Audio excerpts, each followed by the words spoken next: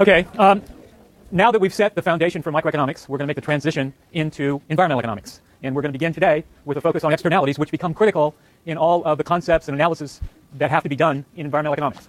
So the key questions we want to look at today are, first of all, define what an externality is. Secondly, what is the source or the causal relationship between externalities and market outcomes? In particular, we're going to find that Adam Smith's invisible hand no longer works, at least in this world. What public policies are out there that solve the problem that emerges when we're faced with externalities?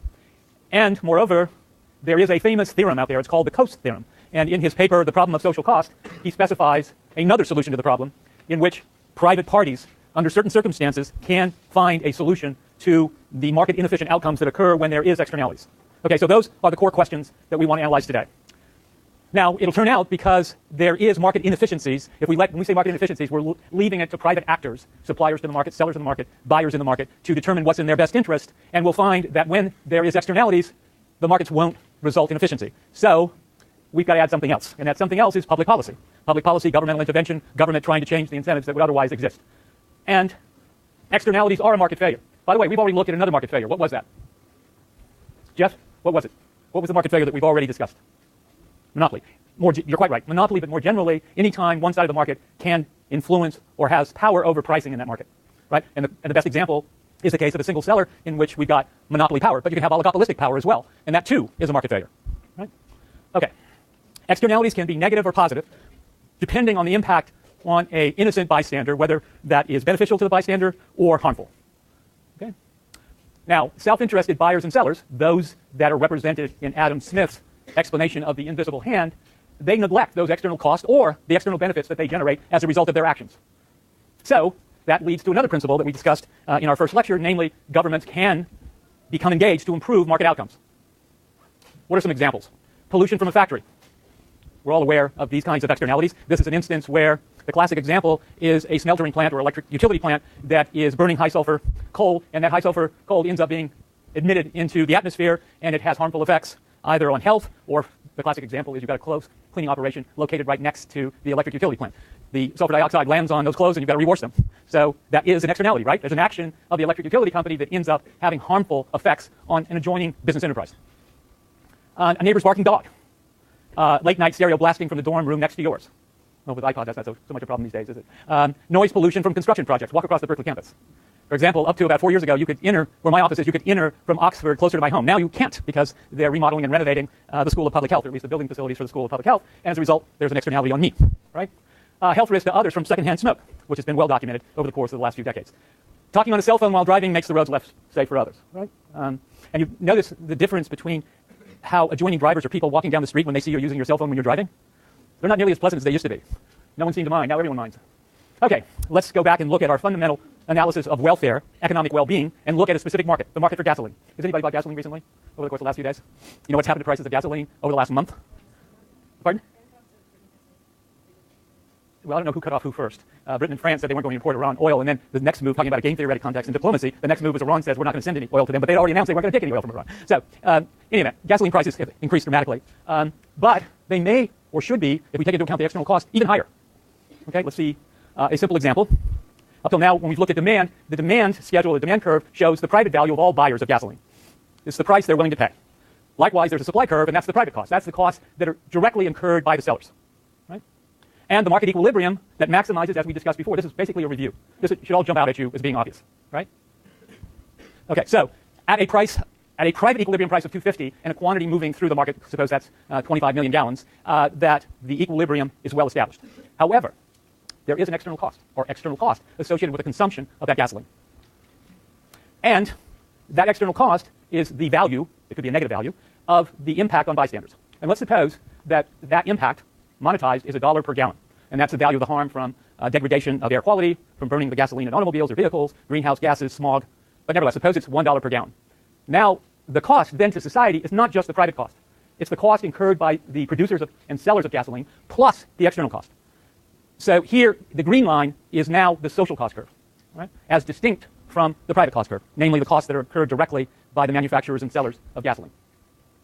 Okay, now, the socially optimum quantity is different than the private equilibrium quantity. Once we recognize that there's an external cost and the relevant supply curve representing social cost is this green line, now the social optimum is not 25 million gallons, but 20 million gallons. Moreover, the price is the equilibrium, social equilibrium price is $3. Now, to convince ourselves of this, just go through the same thought experiment that we've done before. Namely, look at every quantity below the social equilibrium.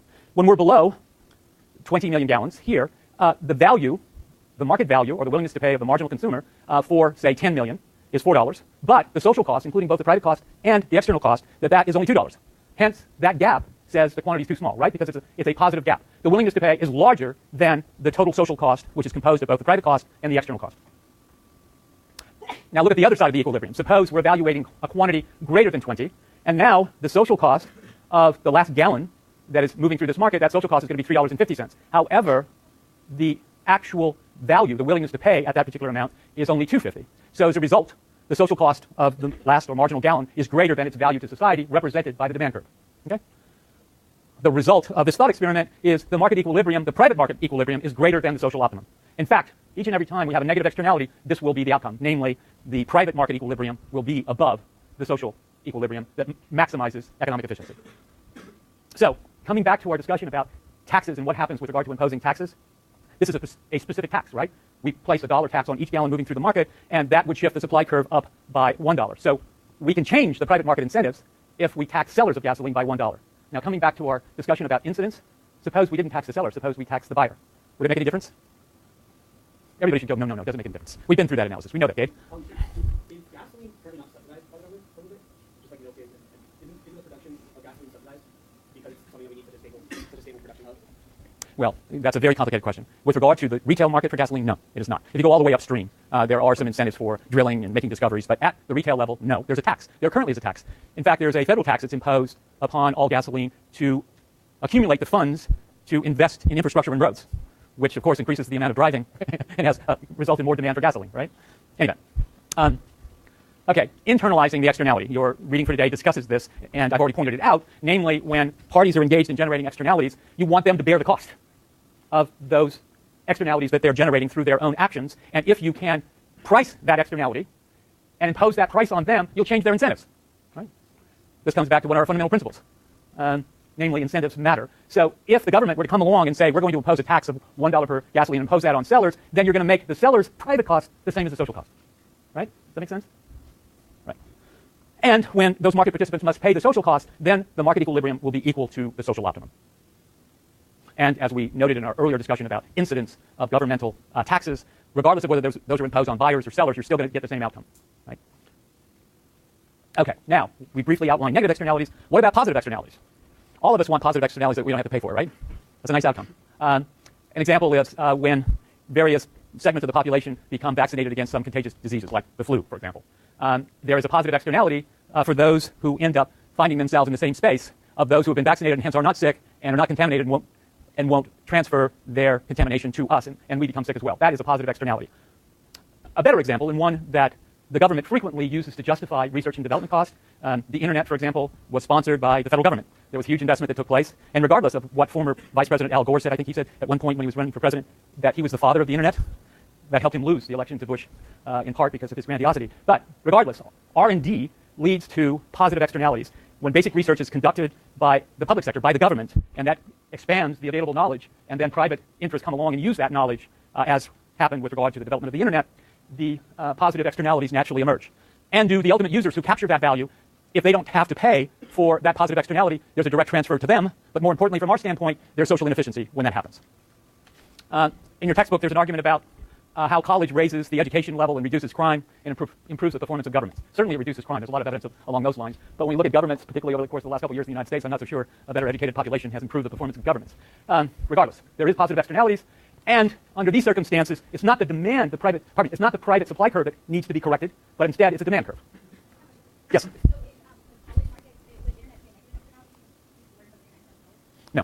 No. Because the internet, my example is the government investing in the development of the internet, in making discoveries that made the internet functional and easily used. That's a different example than what happens in terms of substitutability with regard to education of people either through the internet or online education versus real-time education like you're currently engaged, right? Okay, positive externalities. Private value. It's the private value is the direct value to all the buyers in the market. The external benefit. Before, when we looked at negative externalities, we talked about the external cost. Now, there's an external benefit. And there's a positive impact on bystanders. And the socially optimal, and notice, watch the language carefully. whenever we use the word social, we're talking about what the demand and supply curves look like after you take into account the external cost and external benefits. And when we talk about private, that's before you take into account those external benefits and costs, all right? So keep in mind that distinction. All right. And now, the private solution that doesn't recognize the external benefits, the quantity moving through the market will be too low. Why is that true? Intuitively, why would you expect that to be true? Another way of stating this, and let's see, I'll get to you in a minute, Gene. If you think about it the following way, remember the demand curve is the willingness to pay, right? But if there's an external benefit, the buyers in that market, if they're getting some incremental benefit, they should be willing to pay more, right? Okay, Gene, tell me.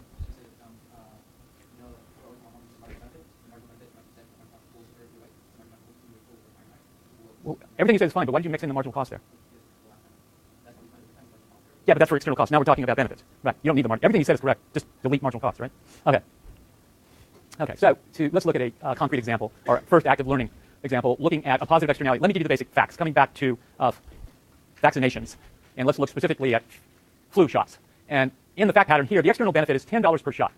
So what I've got here on this panel here, I've got the private value, which is represented by the D curve, and I've got the private cost, which is represented, marginal cost obviously, represented by the supply curve. Now I'm telling you that there's an external benefit to those on the buy side of the market of $10 per shot.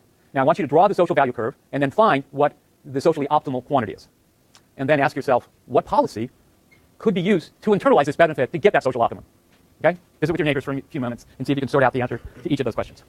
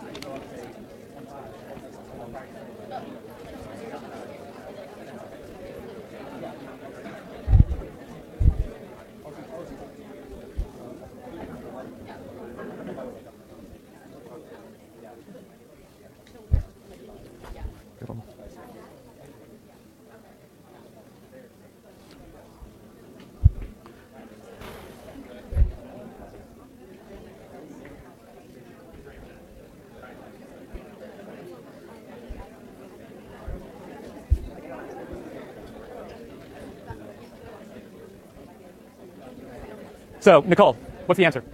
Excuse me, Nicole's going to give us the answer. Shh. Excuse me, go ahead. Uh-huh.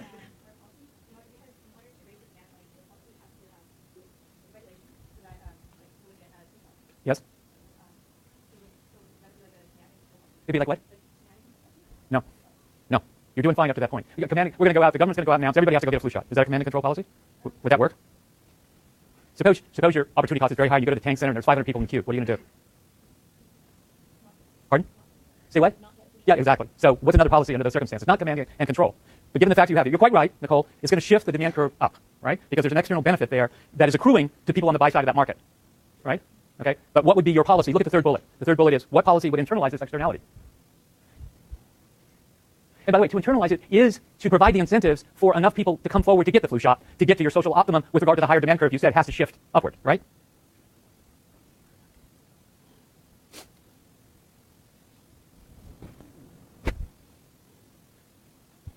Okay, Natalie, give her a hand.